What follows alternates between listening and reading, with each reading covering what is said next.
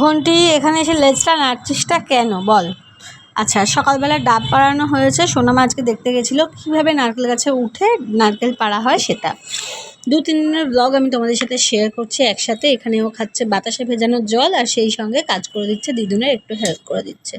এই যে ঘন্টি ছেলেমেয়েগুলোকে নিয়ে চলে এসেছে, ও হচ্ছে আমাদের বাড়ির পেট, বাবা ওর নাম রেখেছে ঘন্টিওলা। যাই হোক, তারপরে ও ওখানে ছেলে মেয়ে সব নিয়ে সংসার করে। আজকে চলে যাব বাড়ি। মা সকাল সকাল করে দিয়েছে পরোটা আর আলুর তরকারি, সেটা খাচ্ছি গরম। আর আমার মেয়ে এখানে সেই ভিডিওটা নিচ্ছে। কীরকম অসভ্য তাহলে ভেবে নাও, যে আমি এখানে গরমটা মুখে ঢোকাতে পারছি না, খাচ্ছি, আর মেয়ে সেই ভিডিওটা নিচ্ছে, নিজেও মুখে নিয়ে বসে আছে। কী হলো, আজকে দিদিন বাড়ি থেকে বাড়ি চলে যাবে? মজা লাগছে?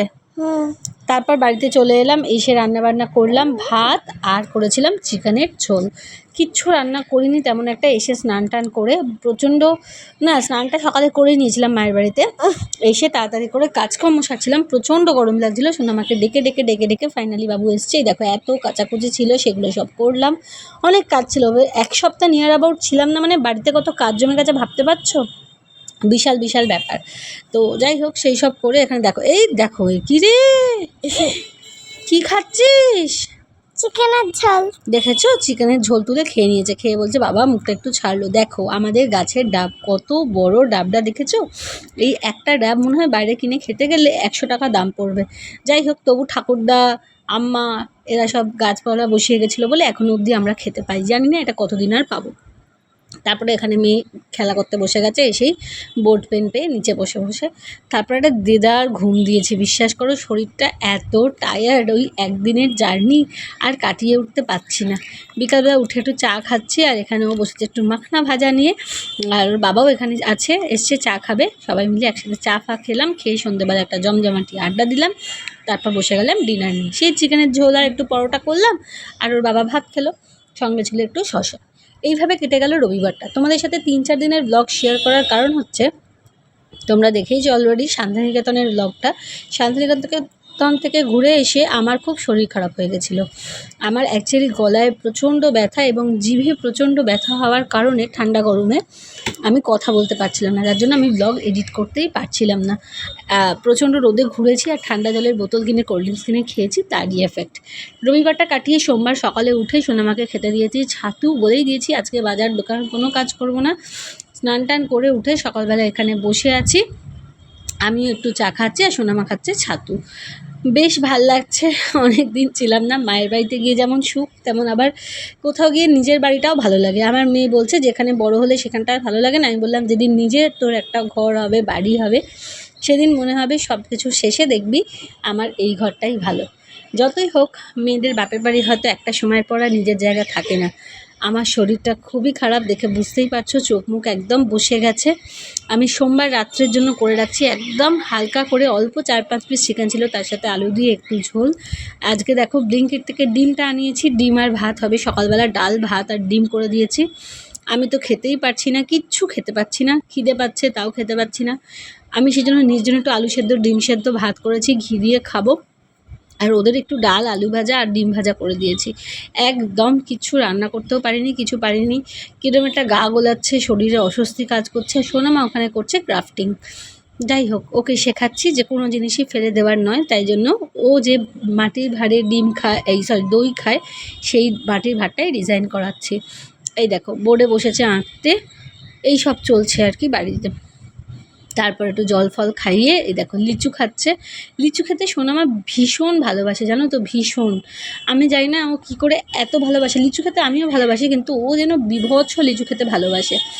আর মিষ্টি লিচু এনে দিয়েছে, ব্যাস সঙ্গে সঙ্গে বিকালবেলা উঠে একটু প্র্যাকটিসে বসে গেছে এখানে, আর আমি এখানে নিয়ে বসে পড়েছি চা। শোনো, আমার ঘুম চোখটা খোলেনি, দেখো কী অবস্থায় উঠে বসে পড়েছে। আরে বাবা আগে ফ্রেশ হ, তারপর তো না। অ্যাকচুয়ালি আজকে ছিল সন্ধ্যেবেলা ক্লাস, সেই জন্য যেহেতু 1 সপ্তাহ কিচ্ছু প্র্যাকটিস হয়নি, আগে বসে পড়েছে। সন্ধ্যেবেলা ওকে, এখন বাজে 7টা, দেখেই নাও আমার জিভে প্রচণ্ড ব্যথা, আমি এখনও কথা বলতে পারছি না।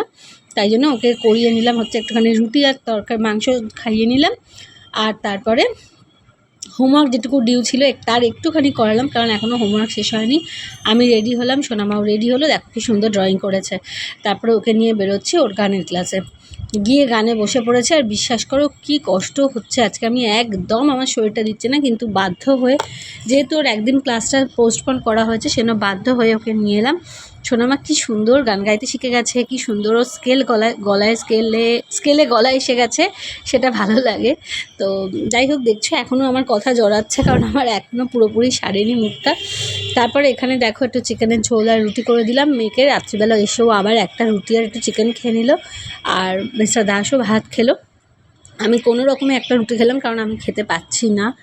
শুরু হলো আবার সোমবারের জার্নি শেষ করে মঙ্গলবারের জার্নি। মঙ্গলবার দিন সকালবেলা শরীরটা একটু ভালো আছে, খারাপের মধ্যে, কিন্তু জিভের ব্যথাটা একটুও তেমন একটা খুব একটা কমেনি। গেলাম হচ্ছে মঙ্গলচণ্ডী মায়ের পুজো দিতে, সেখানে পুজো টুজো দিয়ে এসে খিলি খেয়ে বসলাম হচ্ছে চা নিয়ে। সোনামা ঘুমোচ্ছিল, ওকে রেখেই আমি কাজগুলো সেরে এসেছি সকালবেলা। তারপরে ও খাচ্ছে এখানে একটা কেক, আমি খাচ্ছি একটু লিকার চা, আর ওরও দেখো স্নান টান কিন্তু হয়ে গেছে। মেয়ে আমার বড্ড ভালো, আমার সোনা মা, কেন চুলটা খেলতে দিচ্ছ? আর সোনা মা আমার। তারপরে দেখো এই যে ওর পারছে না, নাকি এত গরম হচ্ছে। আজকে ও খেলো জল ভাত, বললো পারছি না মাম্মা, আমাকে আর কিচ্ছু দিও না। আর আমি খেলাম এখানে শসা মুড়ি আর একটু আলুর তরকারি। ঝোল ঝোল করে আলুর তরকারি করার কারণই হচ্ছে যাতে মুড়িটা একটু নরম হয়, একটু খেতে পারি। ভাবছিলাম একটু দই ওটস খাবো, কিন্তু দইটা আনা হয়নি বলে সেই জন্য টক দইটা আর খেতে পারলাম না। আর সোনামা ভাত টাত খেয়ে উঠে ও ঘরে বাবার সাথে খেয়ে নিল, খেয়ে দিয়ে উঠে এসে এখানে গানটা করছে। বিকালবেলা ঘুমোলো, ঘুম থেকে উঠে আবার সেই একই খাবার নিয়ে বসে পড়লাম। আমি আর মেয়ে দুজনে মিলেই আলুর তরকারি, মুড়ি, চানাচুর, আর সেই সঙ্গে শসা আর নারকোল। সোনামা তুমি কি করছো এখানে? দেখছো মোবাইলের থিম চেঞ্জ করে দিচ্ছে। মেয়ে এত পাকা হচ্ছে, পড়তে বসতে বলছে, ওখানে বসে বসে ঘুরে যাচ্ছে। আমি এখানে চা নিয়ে বসে আছি, প্রায় 7:30 বাজে। বকাঝকা খেয়ে পড়তে বসতে 8টা বাজিয়ে দিল। তারপরে দুটো অঙ্ক নিয়ে কান্নাকাটি শুরু হয়ে গেল, ব্যাস। আর রাতের ডিনারে ছিল লুচি আর মিষ্টি আর তরকারি। এইভাবে গেল আমাদের 2-3 দিন। জানি পরপর ব্লগটা আসেনি, তবে 2-3 দিনের ব্লগ একসাথে করলাম। গরমে মরে যাচ্ছি, আর পারছি না। তোমরা সবাই কেমন আছো সেটা জানিও। আর পরের দিন সকালটা শুরু হচ্ছে এরকম গরম গরম দুধ চা, সঙ্গে ছেঁড়া পাউরুটি আর বাসির লুচি দিয়ে। এই ব্লগটাও আসতে চলেছে স্পেশাল হয়ে, তোমরা চোখ রেখো। আর ভালো লাগলে please like, comment and subscribe করো।